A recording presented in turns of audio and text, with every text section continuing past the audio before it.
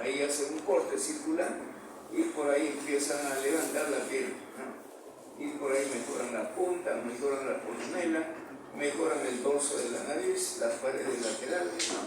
Sin tener ningún corte por fuera. Salvo que hay pacientes que no les gusta la nariz que le dijo un cirujano y van a otro cirujano a que mejoren esto y va empeorando, ¿no? Y al final tiene una nariz muy desagradable y busca un cirujano plástico que hace rinoplastia secundaria. Entonces esos narices que han sido tocados por varios cirujanos y ninguno ha mejorado, se ha complicado, entonces el cirujano corta la columela, pero la base, ¿no? Cerca de ese canal que se llama filtrum, ahí hace un corte y levanta la columela, ¿no? Y va a remangar la punta. Y ahí sí tiene un acceso más abierto y puede mejorar todos los defectos que dejó los cirujanos anteriores, ¿no? Se llama rinoplastia secundaria. Y hay expertos en eso, ¿no? Es lo mismo. Aquí tenemos en la parte inferior, tenemos la base de la nariz. Ahí podemos ver la punta, ¿no? La punta nasal. Tenemos las alas nasales a los costados, la columela en la parte central, ¿no? Todas las incisiones para mejorar el aspecto de la pirámide nasal se hacen por dentro, ninguna incisión es por fuera, salvo que sea una nariz pues, para reconstruir trabajos de otros cirujanos. Ahí se cortan la columela, pero en la base, en la parte más baja, ¿no? Y levantan la columela. Y ahí ya está expuesto todos los elementos para reconstruir la pirámide nasal. En cuanto a la piel que cubre la pirámide nasal, eso son la calidad de la piel, el grosor de la piel varía. La piel gruesa de toda la pirámide nasal es en la punta y en el ala. Es la porción que está coloreada. Es una piel gruesa y está fija a los planos profundos, principalmente en el ala nasal. ¿No? En la punta es más floja, pero hacia atrás es una piel más delgada que fácilmente se puede levantar por debajo, ¿no? Para colocar cartílagos. Pero, como les decía, la incisión siempre es por el orificio nasal. Ahora, ¿quién inerva la piel de la pirámide nasal? Generalmente se llama pirámide nasal, ¿no? Entonces, la inervación de la piel que cubre, ¿no? O que está por fuera, que es la cubierta de la pirámide nasal, está formado por el quinto 1 y el quinto 2. Entonces, inervación de toda la piel que cubre la pirámide nasal es quinto 1 y quinto 2. ¿A través de qué nervios? El quinto 1 a través del nervio infratroclear. Y más hacia la punta nasal es el nervio nasal externo. Entonces, esos dos nervios se encargan de inervar, ¿no? Todo el dorso nasal, parte de la pared lateral y la punta nasal. Entonces, el cirujano plástico tiene que inyectar silocaína, que es un anestésico local, en esos puntos, para que el paciente no pueda sentir durante la cirugía. Generalmente son cirugías con anestesia local, el paciente está despierto, ¿no? Entonces el paciente va a percibir cualquier tipo de manipulación que comprometa pues, nervios que están ahí, ¿no? En la pirámide nasal. Entonces él bloquea, inyecta anestésico local en esos puntos, ¿no? Donde sale el nervio infratroclear y donde aparece el nervio nasal externo. Pero queda una zona que no es inervada por el quinto 1, el ala nasal. El ala nasal es inervado por el quinto 2 y parte de la pared lateral. Entonces tiene que, ¿quién lo inerva? El nervio infraorbitario. El nervio infraorbitario está por debajo del párpado inferior, donde está el número 6, ¿no? También esa zona tiene que infiltrar para hacer un bloqueo total de la pirámide nasal de ambos lados, ¿no? Y el paciente ya no va a sentir, no va a haber dolor, va a sentir que lo tocan, pero no hay dolor. O sea, la sensibilidad táctil persiste, pero no, la vía dolorosa está bloqueada. Entonces, anestesia en esos 500 puntos, ¿no? Entonces, ¿quién inerva la pirámide nasal? La piel, el nervio infratroclear, el nervio nasal externo y el nervio infraorbitario. Esos tres nervios de cada lado inervan la pirámide nasal. Ahora, si retiramos la piel, ¿qué encontramos debajo de la piel? Aquí casi no hay grasa, pero debajo están los cartílagos. Hay dos cartílagos, el cartílago el más grande que está en la parte superior se llama el cartílago lateral. Tenemos los cartílagos laterales, ¿no? Hacia la punta están los cartílagos alares. Estos cartílagos alares que forman la punta tienen forma de una U, ¿no? En la parte externa está la parte la parte más extensa, y hacia la columela está la parte que tiene menor superficie, ¿no? Tiene la forma de una U, los cartílagos alares, ¿no? Entonces, ¿quién forma la punta nasal? ¿Quién le da la forma a la punta? Son los cartílagos alares. A veces estos cartílagos alares, que son dos, ¿no? Uno del lado izquierdo y uno del lado derecho, estos cartílagos alares a veces en la punta están separados y se ve a través de la piel dos prominencias, ¿no? En la punta de la piel uno ve dos prominencias, ¿no? Entonces, igual, esas prominencias se pueden mejorar juntando las alas de la columela, poniendo los puntos en la línea media, se juntan y desaparecen las prominencias, se llaman domos, ¿no? Desaparecen los domos. Entonces, los cartílagos más grandes de la pirámide nasal es los cartílagos laterales, que están en la parte superior, tienen forma de un triángulo, y los que están hacia la punta nasal son los cartílagos alares. Existen unos cartílagos pequeños, ¿no? Se llaman cartílagos accesorios o cartílagos triticios, también le llaman, esos pequeñitos cartílagos, ¿no? Son cartílagos de relleno en los espacios que quedan. Pero el ala nasal no tiene cartílago, ¿no? El ala nasal, esa porción amarilla, no hay cartílago ahí, es un tejido fibroso, ¿no? Que le da la forma al ala nasal. El resto de la pirámide es cartílago, ¿no? En el dorso, en la porción dorsal de la pirámide, hay una línea de cartílago. Es el cartílago septal. Ese viene del tabique nasal, sobresale hacia el dorso nasal. Hay una línea de cartílago, se llama cartílago septal, pero ese es un cartílago del tabique, de la profundidad, que sobresale hacia el dorso nasal. Entonces, la pirámide nasal tiene dos porciones, una porción cartilaginosa, ¿no? Y una porción ósea. La parte ósea está formada por los huesos nasales arriba, ¿no? En la raíz de la nariz tenemos los huesos nasales. Son huesos pequeños, son muy delgados, ¿no? Y hacia afuera tenemos el proceso frontal del maxilar. Con ese proceso frontal, ahí es donde se va a tener una articulación, los huesos propios de la nariz, ¿no? Hacia la parte inferior, ¿no? Hacia la parte inferior,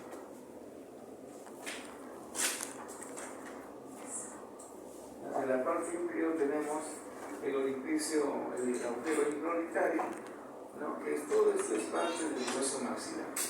Entonces, los elementos óseos que van a dar lugar a la pirámide nasal son los huesos propios de la nariz o huesos nasales, de los procesos frontales del maxilar.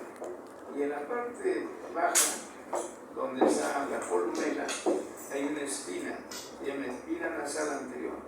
Esta espina nasal soporta el peso del tabique nasal que está por dentro, ¿no? Es una prominencia ósea en forma de una espina que va a ser un punto de anclaje del tabique nasal, que está en la línea media. Ahí no lo vemos allá, ¿no? Aquí, este es de otro autor, tenemos ahí, ¿no? La punta nasal. A veces la punta se separa, esa prominencia de la punta hay dos prominencias. A veces se separan y forman dos prominencias, ¿no? A través de la piel y se nota. Y el paciente no quiere tener eso, se llama domo. Entonces se le coloca un punto, se junta esas dos prominencias prominencias en la línea media se coloca un punto por dentro y al unir los domos ya se ve como una sola prominencia. Vamos a ver aquí el tabique nasal. El tabique nasal está formado por estructuras óseas y cartilaginosas. Hacia la parte superior, ¿no?, tenemos la lámina perpendicular del etmoide, ¿no?, cerca a la lámina cribosa. La lámina cribosa por encima tiene la apófisis cristalaria. Todo eso le pertenece al etmoide, ¿no? Entonces tenemos apófisis cristalaria arriba en la base del cráneo, y en la parte baja tenemos la lámina cribosa, y por debajo de la lámina cribosa tenemos la lámina perpendicular del etmoide, ¿no? Esa lámina perpendicular del etmoide, ¿no?, se va a articular con el vómer, el que está de color verde, es el vómer. El vómer descansa sobre el paladar duro, hacia abajo, y hacia arriba se va a articular con el cuerpo del esfenoide. En el cuerpo del esfenoide nosotros vemos ahí una cavidad, ese se llama seno paranasal esfenoidal, y por encima de la cavidad hay una depresión, ¿no es cierto?, que es la silla turca, donde se aloja la hipófisis, ¿no? Entonces tenemos la silla turca, por debajo la cavidad, que es el seno paranasal esfenoidal, y por debajo el vómer, que está pintado de verde, ¿no es cierto? Ahí en el vómer vemos un canal, ¿no?, ese para la arteria, es esfenopalatina, ¿no?, que deja su impresión, deja su huella en el hueso. Hacia adelante, entre la lámina perpendicular del etmoide y el vómer, tenemos un cartílago que está de color celeste, ¿no?, donde es el área A, ¿no? Ahí todo eso es un cartílago, se llama cartílago septal. Ese cartílago septal sobresale hacia el dorso nasal. Hemos visto una línea en el dorso nasal, ese es el cartílago septal.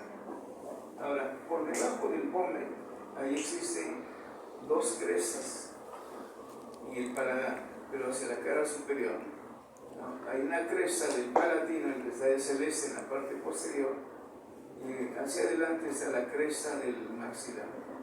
Esas crestas dejan un canal para que el vómer entre al canal, está engastado entre esas crestas, ¿no?, de uno y otro lado. Habrá cresta del maxilar en el lado izquierdo y en el lado derecho. Entonces, entre esas crestas queda un canal y ahí entra el vómer. Ahí se va a articular con el vómer. Otro elemento importante es la presencia en la parte superior de una espina. Arriba dice, el hueso frontal, espina. El hueso frontal tiene una espina que va a soportar o va a permitir que los huesos nasales se mantengan en esa posición. La espina nasal soporta, no sirve como punto de articulación para los huesos nasales. Entonces, si preguntamos qué elementos anatómicos forman el tabique nasal, son la lámina perpendicular del etmoide hacia arriba y hacia atrás, el vómer hacia abajo y atrás, hacia adelante está el cartílago septal o del septo, y tenemos las crestas nasales del maxilar y cresta nasal de los palatinos en la parte posterior. Ese es el tabique nasal. Aquí lo mismo, pero este es el biblomón, ¿no? El amarillo es la lámina perpendicular del etmoide, el color verde es el vómer, ¿no? Por el vómer está descansando sobre la cresta nasal del palatino y más hacia adelante sobre la cresta nasal del maxilar. No exactamente sobre la cresta, porque habrán dos crestas nasales palatinos, del lado derecho y del lado izquierdo. Esas dos crestas dejan un canal, dejan un espacio donde el vómer encaja, ¿no? Entonces, y también participa la cresta nasal del maxilar. El otro elemento que está pintado ahí de blanco es el cartílago, ¿no?, del septo o del septo nasal. Todos estos elementos forman el tabique nasal. Eso a veces es fracturado, ¿no?, por un traumatismo, un golpe en la pirámide nasal y se fractura el tabique nasal. ¿no? Puede fracturarse la lámina perpendicular, el vómer o el mismo cartílago puede ser lesionado. En pacientes que consumen cocaína, ¿no? Ellos se perforan con el tiempo, se perfora el tabique nasal, ¿no? Entonces ustedes examinan y la cavidad nasal izquierda tiene conexión con la cavidad nasal derecha y hay un orificio, ¿no? Entonces se puede ver en este tipo de pacientes la comunicación, un agujero en el tabique nasal.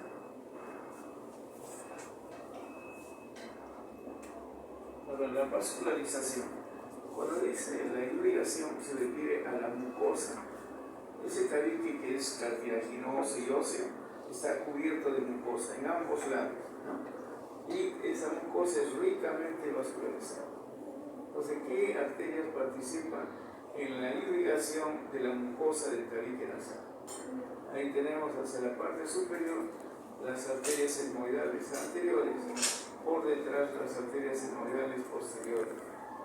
Esas arterias etmoidales son ramas de la arteria oftálmica, ¿no? Y la arteria oftálmica es rama de qué? De la carótida interna, ¿no? La carótida interna dentro del cráneo, una rama que va hacia la fosa orbitaria, y de la fosa orbitaria, la arteria oftálmica, las ramas hacia la fosa nasal. Y estas se llaman arterias etmoidales anteriores, arterias etmoidales posteriores. Pero son arterias que vienen de la fosa orbitaria, no del cráneo, no de arriba, ¿no? Entonces, hacia la parte superior está irrigada por la etmoidal anterior y los etmoidales posteriores. En la parte posterior, ¿no?, tenemos la arteria esfenopalatina, ¿no?, que va por la parte baja del tabique, y la palatina mayor, que está irrigando la mucosa del paladar, la cavidad oral. Esa arteria palatina mayor sale por el agujero palatino mayor, pero ingresa por el otro agujero que está delante. Ese agujero que está en la parte anterior se llama el agujero incisivo, está delante de los incisivos, o detrás de los incisivos. Entonces la arteria palatina mayor va del paladar, está ingresando hacia la fosa nasal a través del conducto incisivo. Otra arteria de menor calibre es la rama septal, la que está al final de la pantalla, dice rama septal de la arteria labial superior. Entonces la arteria labial superior que irriga el labio da una rama vertical que ingresa a la fosa nasal, por debajo de la piel, por debajo de la mucosa, llega a la fosa nasal. Entonces la irrigación de la mucosa del tabique está dado por el etmoidal anterior, por las etmoidales anteriores, pueden ser más de una, las etmoidales posteriores, atrás la arteria esfenopalatina, la palatina mayor y la rama septal de la arteria labial superior. Estas arterias se unen en un área que se llama el área de Kieselbach. El área de Kieselbach es parte de la mucosa del tabique, donde concluyen todas estas ramas. Y a ese nivel se van a anastomosar entre ellas, ¿no? Por eso un golpe leve a la pirámide puede sangrar el paciente, ¿no? Y a veces sangran espontáneamente. Están escribiendo y cae una gota de sangre. A veces la presión se eleva y rompe un vaso sanguíneo y gotea, empieza a gotear, ¿no? Pero si tienen un buen sistema de coagulación, se coagula en 2 o 3 minutos, se coagula la sangre porque está en el orificio y se ha roto y encarna el sangre.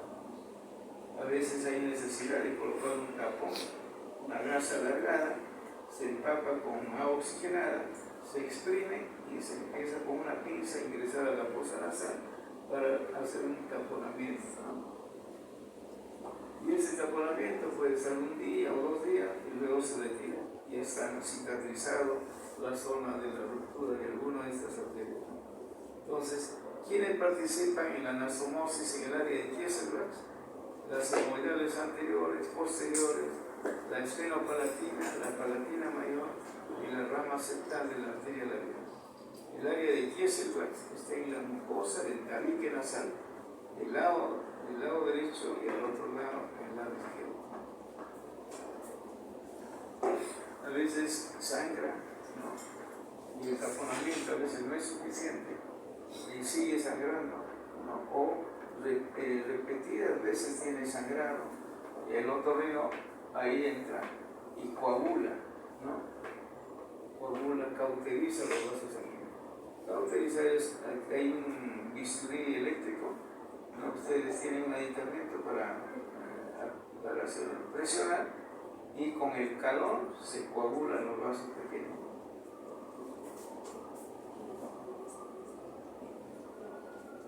En cuanto a la inervación, esa mucosa tiene que ser irrigada y tiene que estar inervada.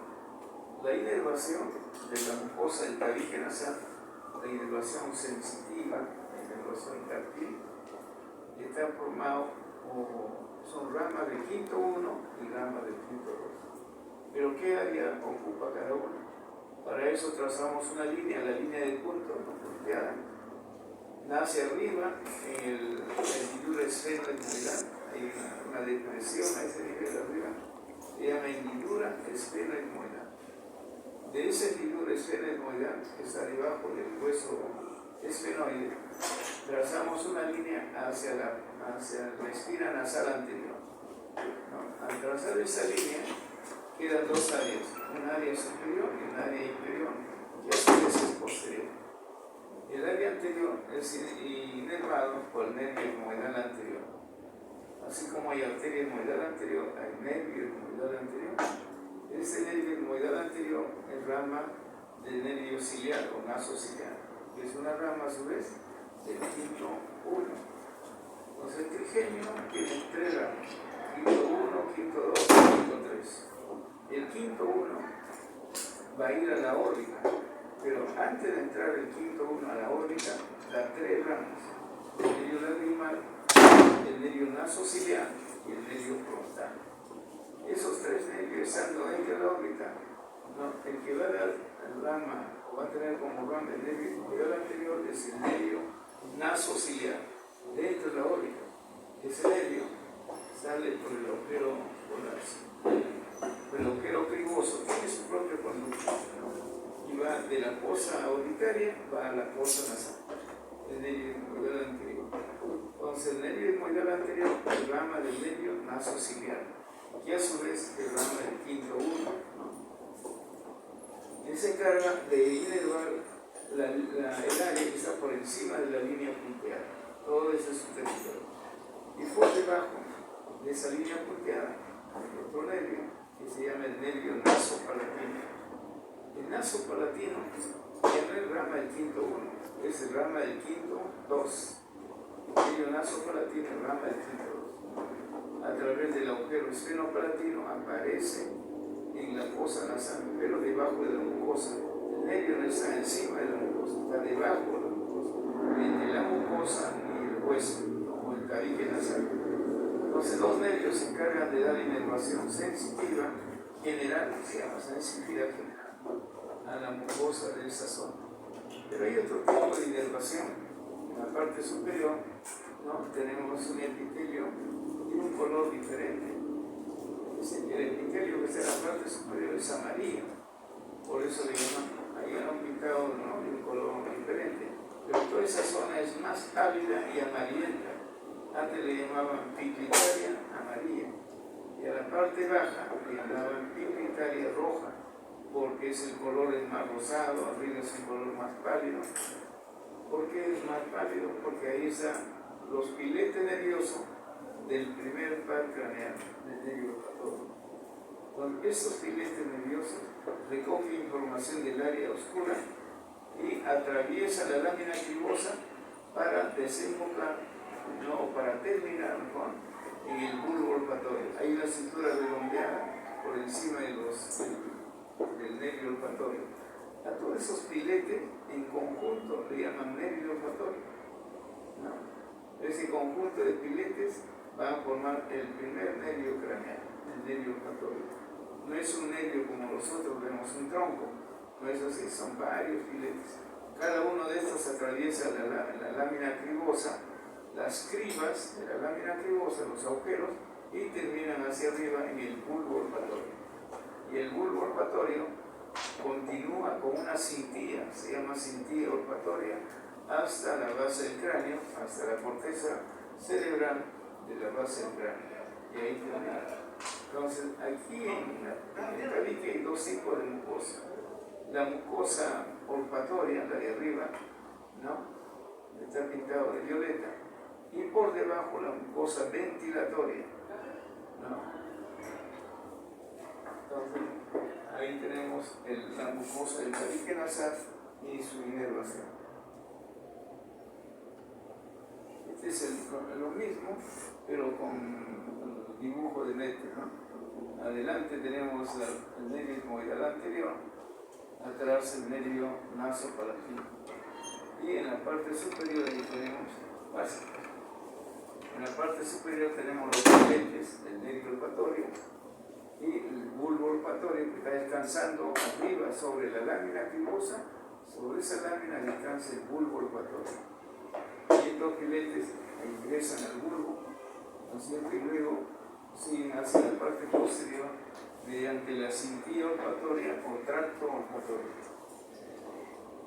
Hay tumores malignos de esta mucosa. Esos tumores rompen la lámina cribosa y se meten al cráneo. Son tumores muy agresivos. Se llama estesio neuroblastoma. Rápidamente crecen y generalmente son mortales. Aquí tenemos el tabique, el concepto nasal, y tenemos la pared lateral de la fosa nasal. En la pared lateral vamos a encontrar los cornetes, esas prominencias que vemos ahí en la primera, ¿no? En el primer dibujo. Ahí están los cornetes y por debajo de cada cornete están los meatos. Generalmente son tres cornetes, ¿no? Un cornete superior, uno medio y uno inferior. Y debajo de cada cornete es el meato. Ahora meato superior, meato medio y meato inferior. Ese es en la pared lateral, ¿no? Y en el tabique, que es la pared medial, ¿no? Tenemos las áreas, dos tipos de mucosa, y equivalente en la pared lateral. O sea, la mucosa olfatoria está tanto en el tabique como en la pared lateral, casi en la misma área, no sé, en la misma magnitud de área, ¿no? Se van a encontrar los filetes nerviosos olfatorios.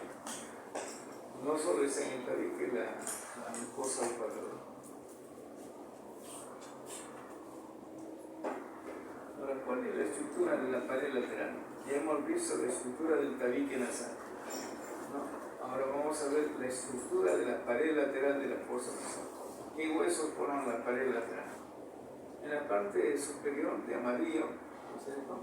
Eso se llama el cornete superior y medio del etmoides. El etmoides tiene apófisis sagrari, lámina cribosa, lámina perpendicular, y aquí en la parte lateral están los cornetes que le pertenecen al etmoides. Pero ¿qué cornete le pertenece? El superior y el medio. Aquí le llaman concha nasal media, concha nasal superior. Generalmente en otorrino le llaman cornete superior y cornete medio le corresponde al etmoides. Y en la parte baja de estas estructuras amarillas no hay una estructura de color naranja, ¿no? Esa es la concha nasal inferior o cornete inferior. Este hueso es un hueso independiente, no forma parte del maxilar, no forma parte del palatino ni del etmoide. Es un hueso separado, ¿no? Forma parte, uno de los huesos, ¿no? De los 14 huesos que tienen los huesos de la cara.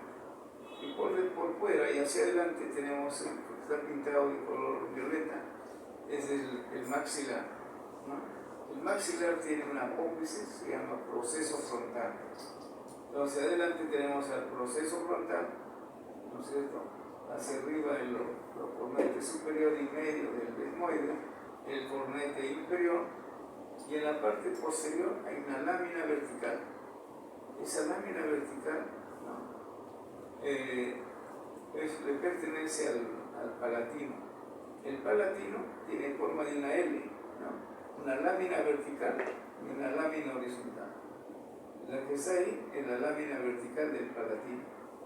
Entonces, los elementos óseos de la pared lateral, la lámina vertical del palatino en la parte posterior, en la parte anterior del cornete inferior, ¿no?, que es un hueso propio, independiente, y los cornetes medio y superior con sus meatos que le corresponde al etmoides. Y hacia la parte anterior tenemos el proceso frontal del maxilar. Y hay un hueso de color verde pequeñito, ¿no?, detrás del proceso frontal, y por delante del cornete medio, ese se llama el hueso lagrimal. El hueso lagrimal también participa, pero en un área muy pequeña. Entonces todos esos cornetes y meatos están cubiertos de mucosa. De igual forma, ¿no?, el tabique tendrá inervación y tendrá irrigación, la mucosa que cubre a estos elementos óseos. Entonces aquí está cubierto como si fuera una alfombra, la mucosa lo cubre. Las depresiones y las prominencias, la mucosa lo va a cubrir, como si fuera una piel, ¿no es cierto? Entonces esa mucosa tiene que estar irrigada y tiene que estar inervada. Pero hay algunos otros detalles en la mucosa de la pared lateral. Busquen donde dice limen nasal o limen nasi, ¿no? El limen nasi es una línea blanca, ¿no?, separa la mucosa de la fosa nasal del área donde están los pelitos. Los pelitos se llaman vibricias, ¿no? O sea, dentro de la fosa nasal hay una zona que tiene piel. Esa piel que está dentro de la fosa nasal se llama vestíbulo nasal. Entonces, en el vestíbulo nasal, ahí tenemos las vibricias, ¿no?, o vibrisas, ¿no?, son los pelos de la fosa nasal. Entonces, entre esa área que es piel, ¿no es cierto?, piel del vestíbulo, y la mucosa, hay una línea de separación. Y a esa línea de separación se llama el limen nasal o limen nasi. Entonces, el limen nasi es la zona de transición entre piel y mucosa, ¿no? Está separando vestíbulo del resto de la fosa nasal.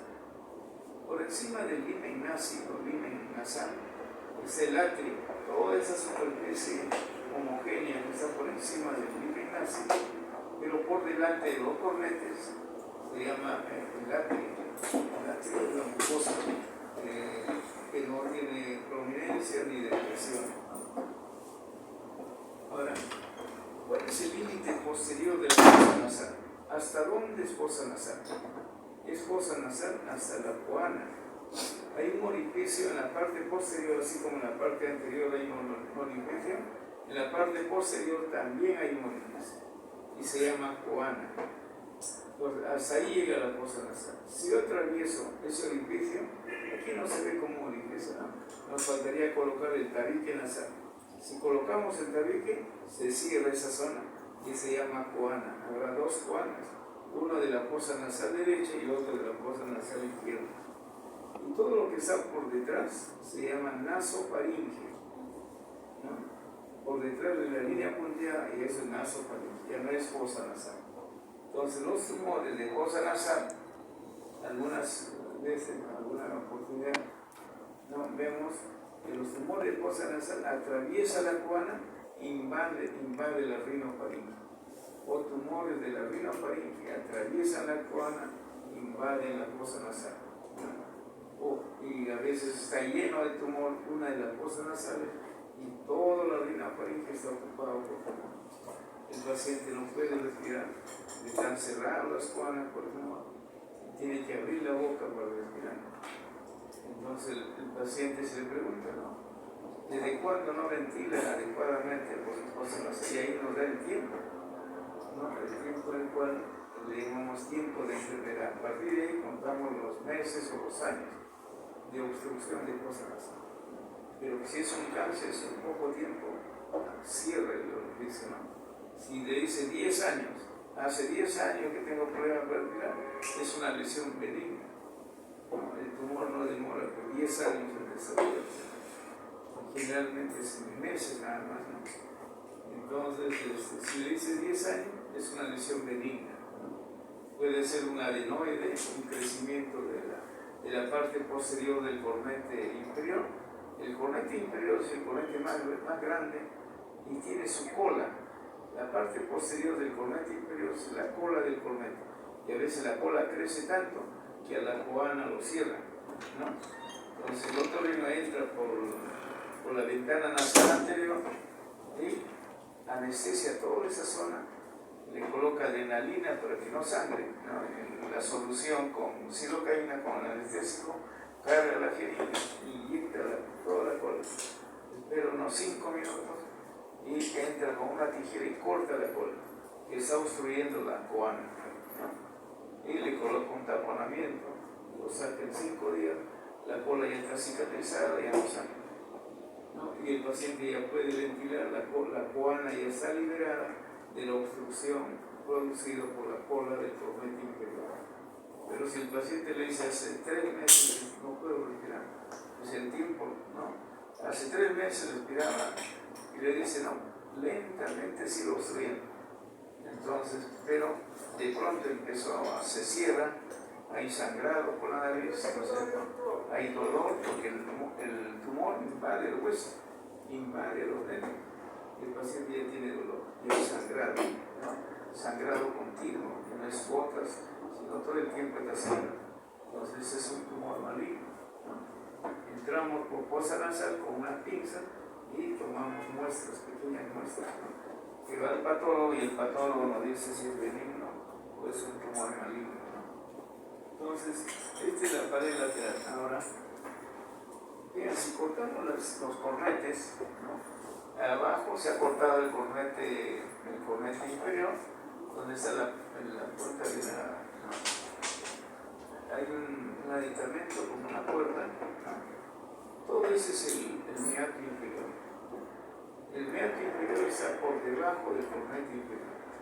Ahora, ¿quién desemboca en este meato inferior?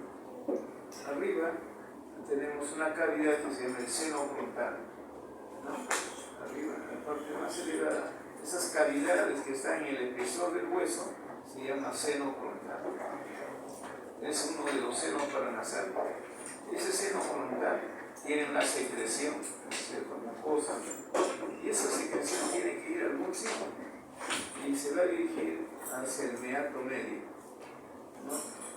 Pero en el meato inferior, en el espesor del hueso que está en el cornete inferior, existe un conducto, se llama el conducto lágrimo nasal.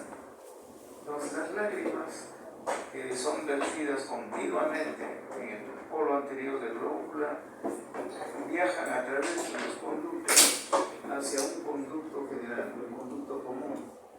Ese conducto común va desde la fosa orbitaria hacia la fosa nasal, ¿no? Abajo dice orificio del conducto nasolagrimal. Ahí va a desembocar. El conducto nasolagrimal lleva las lágrimas de la órbita hacia la fosa nasal a través del conducto nasolagrimal. O sea, todo el tiempo producimos lágrimas, pero no lo vemos que cae por el rostro, ¿no? Todo eso va a través de unos conductos hacia la fosa nasal. Entonces, en el meato inferior, ¿quién desemboca? Ahí va a desembocar el conducto nasolagrimal, en la parte anterior, ¿no? Ahora, ese es el único elemento relacionado al meato inferior. En el meato medio, que está por encima del cornete inferior, ahí tenemos una prominencia, se llama bula etmoidal. La bula etmoidal es una prominencia en el meato medio. Debajo de la bula etmoidal hay un canal, que se llama el hiato semilunar, ¿no? Ese hiato semilunar, en ese hiato semilunar va a desembocar el seno frontal, el de arriba, desemboca en el hiato semilunar. Y hay otro agujero donde hay una cuerda, colocada una cuerda, ¿no? Ahí está el orificio del seno maxilar. Entonces en el meato medio va a desembocar el seno frontal, que está arriba, y va a desembocar el seno maxilar. Entonces las cavidades paranasales o senos paranasales desembocan el contenido en la fosa nasal. Luego hacia arriba tenemos ahora existen celdas etmoidales, no es un solo seno etmoidal. Los senos etmoidales se dividen, o las celdillas etmoidales se dividen, celdillas etmoidales anteriores, medias y posteriores. Hay 3 grupos de celdillas etmoidales y hay un solo seno esfenoidal, ¿no? Por encima del cornete medio, hacia atrás hay una cavidad, se llama seno esfenoidal. Es decir, es una cavidad, una sola cavidad a cada lado, en el lado derecho y en el lado izquierdo. Pero las celdas etmoidales están por delante del seno esfenoidal, en el espesor del cornete superior. Las celdas etmoidales superiores desembocan en el meato superior. Y las celdas etmoidales medias y anteriores desembocan en el meato medio. Entonces hay 3 grupos de celdas etmoidales: anterior, medio y posterior. La anterior y medio desemboca en el meato medio.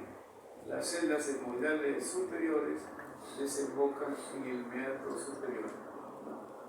Allá arriba dice, ¿no? Celdillas etmoidales posteriores en el meato superior.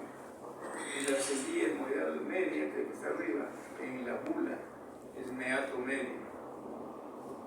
Y el grupo de celdillas etmoidales anteriores también desemboca en el meato medio. Entonces, esas son las estructuras que se encuentran en la pared lateral de la mucosa de la fosa nasal.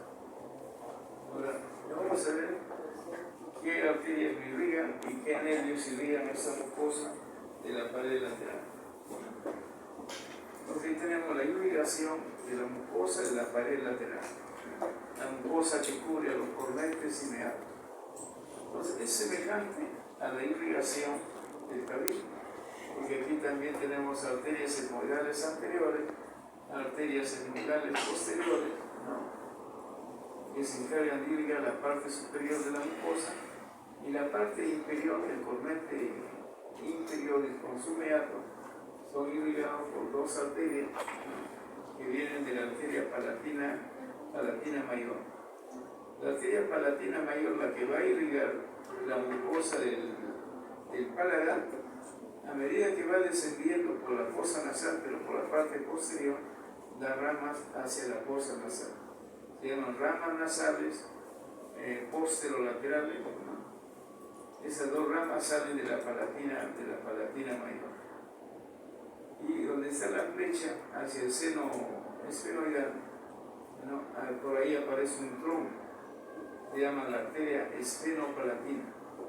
De esa arteria esfenopalatina salen varias ramitas que se anastomozan con la arteria etmoidal anterior. Entonces, en la parte superior, las etmoidales superiores; en la parte media, la esfenopalatina; y en la parte inferior, las ramas nasales posterolaterales, ramas de la arteria palatina mayor. Y en la parte anterior, con las ramas nasales de la arteria labial superior, ¿no?, también van a entrar a través del piso de la fosa nasal para irrigar la parte anterior. Eso dice ramas nasales laterales de la arteria facial. Específicamente son ramas de la labial superior. La arteria labial superior, que es rama de la facial, da esas ramas verticales para la parte anterior de la mucosa de la fosa nasal en cuanto a su pared lateral. Entonces, resumiendo, la irrigación de la pared lateral está dada por las etmoidales anteriores, las etmoidales posteriores, la arteria esfenopalatina, la arteria palatina mayor a través de sus ramas nasales posterolaterales, y por delante una rama de la arteria labial superior. Entonces, todas estas arterias se anastomozan entre ellas, ¿no?, en la pared lateral de la mucosa. Pero el área de Kieselbach está en el tabique, no está en la pared lateral. Aquí está la inervación. La inervación, igual, para la inervación trazamos una línea, ¿no?, desde el seno esfenoidal hasta la espina nasal anterior. El área que está por encima de la línea punteada de rojo es inervada por el nervio etmoidal anterior, que rama el quinto 1, y la parte inferior por el quinto 2, a través de las ramas del ganglio esfenopalatino. Ahí vemos un ganglio que se llama esfenopalatino o pterigopalatino.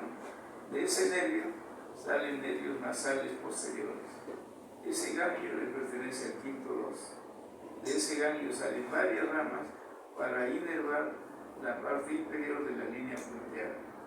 Entonces, la inervación de la pared lateral es por la arteria etmoidal anterior y hacia atrás por ramas del ganglio pterigopalatino.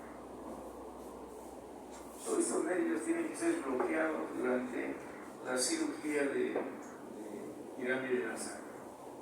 El anestesiólogo entra por la fosa nasal como agujas largas, se ubica anatómicamente donde está el tronco de la etmoidal anterior y inyecta ahí la silocaína con adrenalina. ¿Por qué con adrenalina? La adrenalina produce vasoconstricción. Entonces, para evitar el sangrado, ¿no? Porque ustedes cortan la mucosa y empieza a sangrar. Entonces inyectan adrenalina, la adrenalina no se va a encargar de producir una vasoconstricción. Ustedes van a ver ahí, se pone pálido toda la mucosa porque ha generado una vasoconstricción y en ese tiempo de contracción el cirujano trabaja, ¿no? Y no va a haber sangrado, el sangrado va a ser mínimo, ¿no? Entonces va a bloquear esos trompos nerviosos. Aquí está este del nepe, lo mismo, pero del nepe, ¿no? Igual la irrigación del nepe de lo mismo, tanto en el tabique como en la mucosa de la pared lateral.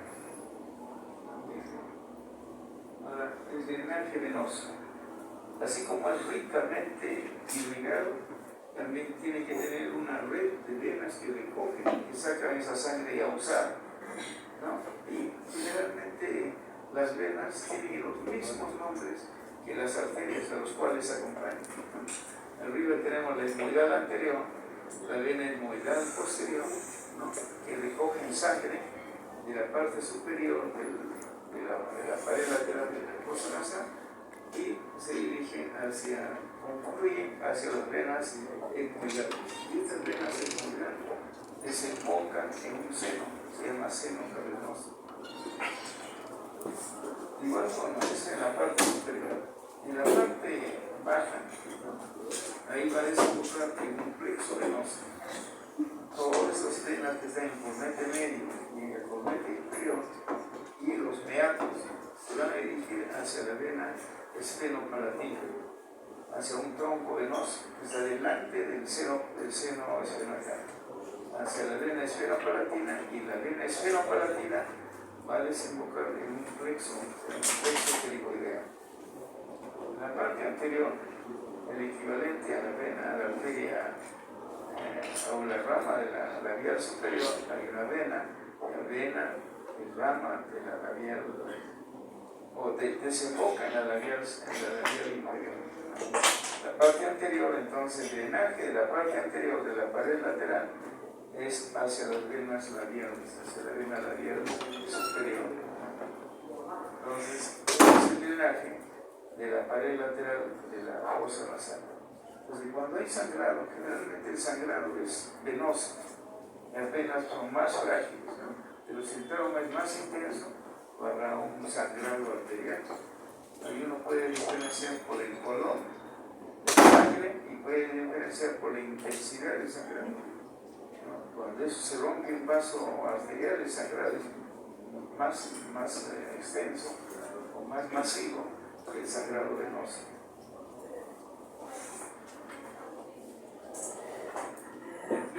En una tomografía, en un corte coronal, podemos ver ahí las fosas orbitales, la grande, ¿no? Vemos las fosas orbitales. Abajo, lo que está color oscuro y lateral, es la cavidad del seno maxilar, o es el seno maxilar. El seno ya es una cavidad, se llama senos maxilares. Y en la línea media tenemos el tabique nasal, ¿no es cierto? Hay una línea, es el tabique nasal o septum, y lateralmente ya tenemos las fosas nasales. Dentro de las fosas nasales podemos ver ahí el cornete inferior, que le llama concha nasal inferior, el cornete medio, la concha nasal media, con sus meatos. Debajo de cada cornete se encuentra el meato. Pero fíjense el espacio por donde respiramos. No es un espacio abierto, ¿no? Uno piensa que la fosa nasal es amplia, ¿no? La fosa nasal está ocupado más por los cornetes. Y el espacio que queda, ¿no es cierto?, por ahí entra el. Entonces, cuando se inflaman los cornetes, la mucosa de los cornetes se cierra, ¿no? A veces es por la alergia, por la humedad, se dematiza el cornete y uno ya no puede respirar por la fosa nasal, ¿no? Generalmente por la humedad. Entonces, ¿qué hace? Para respirar en la noche, abre la boca sin darse cuenta y por ahí respira. Al día siguiente, la mucosa está seca de la cavidad, porque no es una mucosa respiratoria la boca, ¿no? En cambio, si respiran por la fosa nasal, pues no tienen ninguna molestia al día siguiente. Entonces, ante un aumento ligero de los cornetes, se bloquea la respiración. A veces son tumores benignos o malignos, ¿no? El tumor maligno rápido invade las mucosas y el paciente le dice, no respiro hace 3 meses por la fosa nasal, ¿no? En la reacción alérgica, la rinitis alérgica, generalmente es de las dos cosas, pero si es de una sola cosa, hay que pensar en un tumor benigno o maligno, ¿no? ¿En qué pacientes vemos cáncer de fosa nasal y de seno? En pacientes que trabajan en las carpinterías, el polvo de la madera, ¿no?, genera ese tipo de pacientes que trabajan en la textilería, donde se está flotando el polvillo de la lana de las telas, ¿no? El paciente trabaja 20 años y a veces hacen cáncer de fosa nasal, cáncer de seno paranasal. ¿No? Siempre tiene que ver algo el trabajo, la ocupación, ¿no? O trabajan con solventes, con gasolina, con querosene, con éter, los pintores, ¿no? Ellos todo el tiempo están aspirando y se ven ahí pintando el carro con soplete sin ninguna protección y trabajan durante años y eso genera, ¿no?, de alguna forma altera pues, la división celular y genera un cáncer. Algunos de los cánceres son muy agresivos.